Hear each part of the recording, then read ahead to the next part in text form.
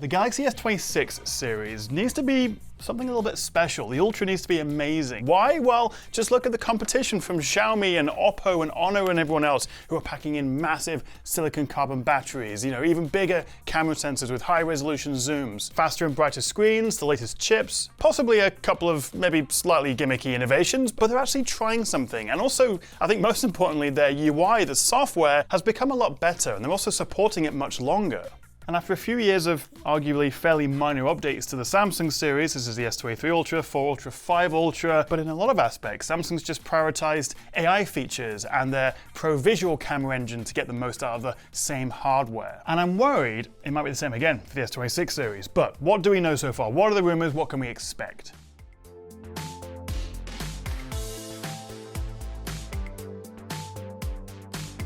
Hang on though, before we dive into what's coming, to give Samsung credit, this is still one of the best all-rounder phones. This also came out back in January, like it's due a refresh, that's why I'm making this video. So of course these new phones that have just come out offer something a bit better than this. But to Samsung's credit, One UI 8, their software is vast, they offer fantastic 7-year support, and even if you roll your eyes every time you hear AI, their Galaxy AI suite of tools and features can be pretty useful. I'd say they're best in class on a mobile. And I also give Samsung credit for resisting the copycat iPhone that we're seeing across so many other Android brands. And Google now kind of treats Samsung as like a main hardware partner, with the Ultra being almost the default top-end Android device. Like frequently now, things like Circle to Search came to Samsung phones even before Pixel phones. I also love shooting video in log on the S25 Ultra and how they implemented this one button to color correct your footage. They're powerful, they're efficient, we actually get really good battery life given the battery size. The S25 Ultra's anti-reflective coating on the screen is still the best in the business, and of course the S Pen on the Ultra is still a unique selling point. So yeah, what am I complaining about? Really lovely, consistent software that's really well supported, a great range of AI tools, a good camera, maybe not best in class anymore, but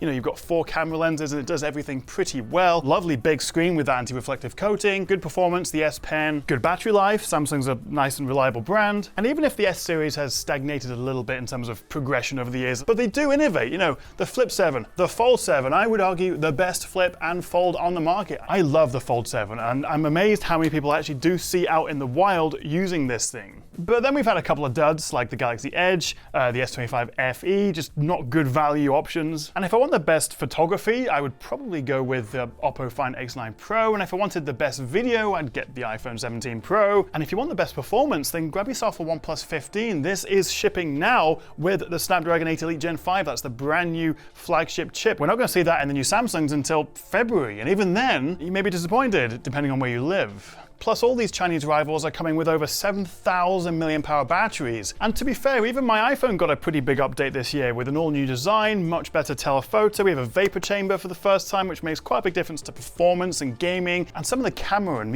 video features of this are professional level, ProRes RAW with Apple Log 2. It's an incredible camera system. So enough ranting and waffling. Let's talk about the S26. What do we know so far? What's going to be coming? Usual 3 phones, right? S26, S26 Plus, and the S26 Ultra. No confirmed release date yet, of course, but the rumors are that we're going to see a little bit of a delay compared to the S25 that launched in January last year. It may be pushed back to February, where we've traditionally seen Samsung launch their phones. I would put money on it being around February 20th, something like that. Let's just say if you can't pre-order an S26 Ultra by February 20th, then I will delete my channel. No, that seems a bit excessive. Now, I've seen some conflicting reports about the Edge and whether, like iPhone did with the Air replacing the Plus, the Edge would replace the S26 Plus as well in Samsung's lineup, but I don't think that's going to happen. And if anything, I think the S26 Edge will be delayed or maybe even cancelled. It didn't sell well. It also seems like Exynos is coming back. So in some regions like North America and Japan, I think they'll get the Snapdragon 8 Elite Gen 5. For Galaxy, the slightly tuned version where they work with Qualcomm, but then for everyone else here in Europe and the UK, the Exynos 2600, which historically has not been as good. And it's always been frustrating because we're paying the same amount of money, but then getting, an inferior ISP and worse performance or shorter battery life. But hey, if Samsung can do it, and some leaks have suggested that this new Exynos 2600 is actually 20 to 30% faster in terms of graphics and even AI, over the Snapdragon rival. This could be interesting. Other good news, we're looking at 12 gigs of faster LPDDR5 RAM across all S26 models, so that's about 25-ish% faster than the previous gen in terms of the memory. I've also seen reports that the base S26 will have a slightly larger 6.27-inch screen and be 6.9 millimeters thick. That's down from 7.2, so a tiny bit bigger, a little bit thinner, with the S26 Ultra also now under 8 millimeters thick for the first time. S26 Ultra bezels also expected to be a little bit smaller, so perhaps they can make this a slightly smaller overall footprint. Although potentially, like we saw with the Fold 7, they may actually be removing, this is just a rumor, removing the digitizer from the screen, which means it would no longer support the sort of hover features with the S Pen. And we already lost Bluetooth support, so you can't use it as a remote shutter button anymore, which was my biggest use case for it. I mean, at this point, if you're going to keep compromising on the S Pen, just get rid of it and give us a much bigger battery in its place. Speaking of which though, like the new Pixel 10 series, which have magnets built in, allowing it to be Qi 2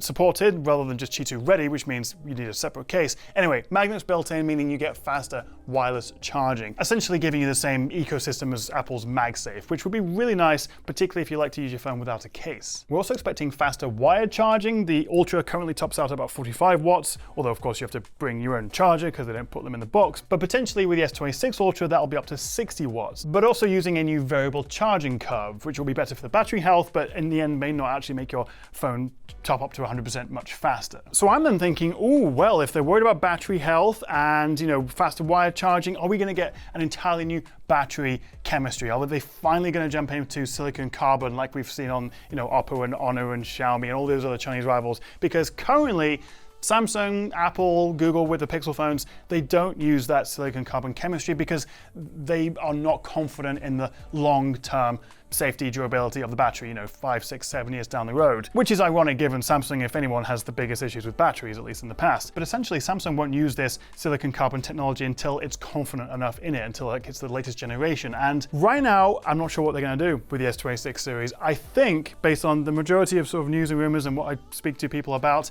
they're going to stick with the same battery again, which will be frustrating, given that in a battery test that I've run, when this kicks the bucket, most of these rivals, like the Oppo here, will still have about 30% in the tank. So battery-wise, I think we're going to see a 4,300 mAh cell on the S26, that's up from 4,000, 4,900 on the Plus, which is the same as before, and maybe 5,200 or 5,400 on the Ultra, up from the current 5,000. And together with the new chip and better efficiencies, we may see a small bump to battery life, but it's not going to catch up to some of these rivals.